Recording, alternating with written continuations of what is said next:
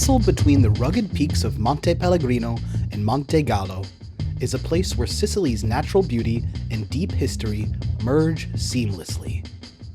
Located just a few kilometers from Palermo is the beautiful beach town of Mondello. This former fishing village is transformed into one of Italy's most beloved coastal retreats.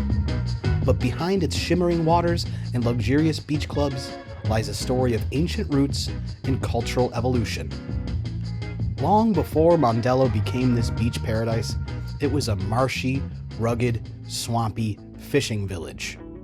In the old days, somewhere around the 9th century, the Arabs gave the town its name, Munda Allah, meaning clean from God. And after the Norman conquest of Sicily, Mondello was controlled by the nearby city of Palermo, and for centuries, it remained a quiet place for fishermen. But in the late 19th century, Palermo's aristocracy finally discovered Mondello's potential, and a land reclamation project drained the marshlands, paving the way for something extraordinary. The once remote village was transformed into a glamorous seaside resort. And moving forward in time, in the early 1900s, wealthy Palermo families realized the potential and built their summer villas here. They added some Art Nouveau architecture, including the crown jewel of the town, the Charleston, an iconic seaside resort and club built in 1910. And even today, it remains a symbol of Mondello's elegance and exclusivity. After that, the rest is history. A glorious history of packed summer beach clubs and one of the most popular destinations for not only the local Palermitani, but visitors from all over Sicily, and more recently, all over the world. And speaking of visitors, since we are on the western side of Sicily, we had a visitor to the shoot who you may remember from an earlier episode, my friend Juicy, the one who first introduced me to Trapani. Anyway, this is the part where I share a personal story, and it has to do with where we dined that evening. You see, many years ago, the first time I visited Mondello. You know what, this is easier if my mother explains a little bit.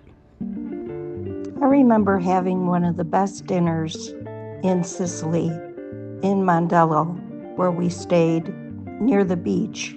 And the place, it was a small place owned by twin brothers called Badalamenti. And unfortunately, you weren't there yet. You were coming in the next day. So unfortunately, you didn't get to have a meal there, but it was great.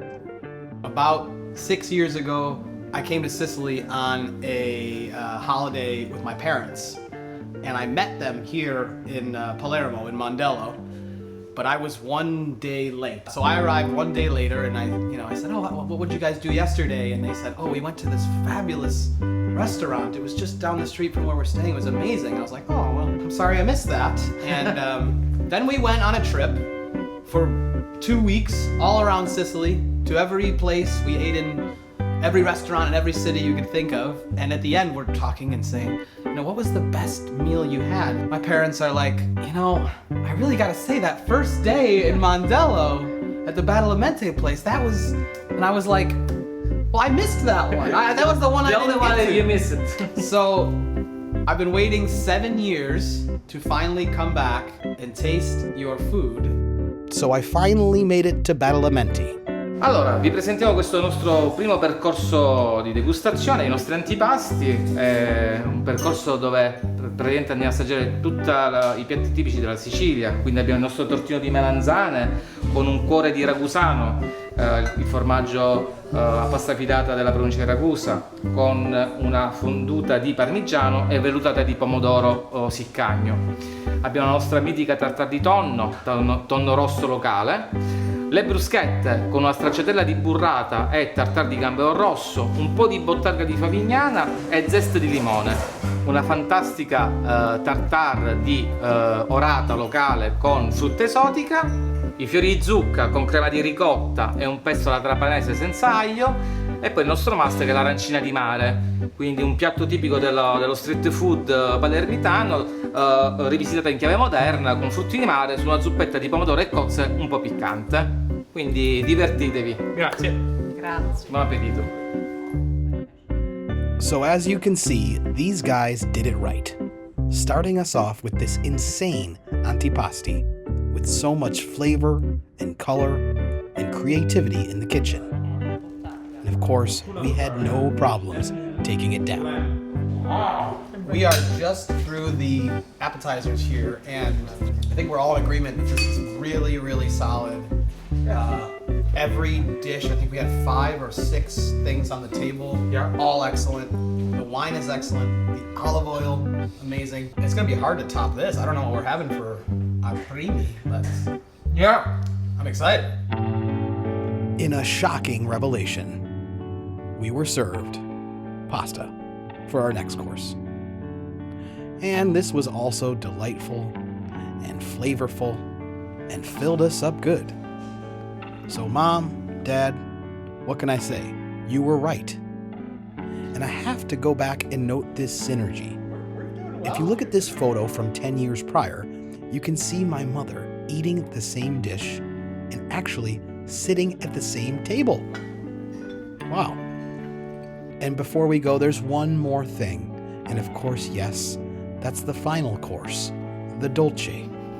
And as always, I had my eyes on one item. Listen, we're sharing some desserts here, but I get the first bite of the cannoli. Okay. The weight on this thing, oh my God. You can do it.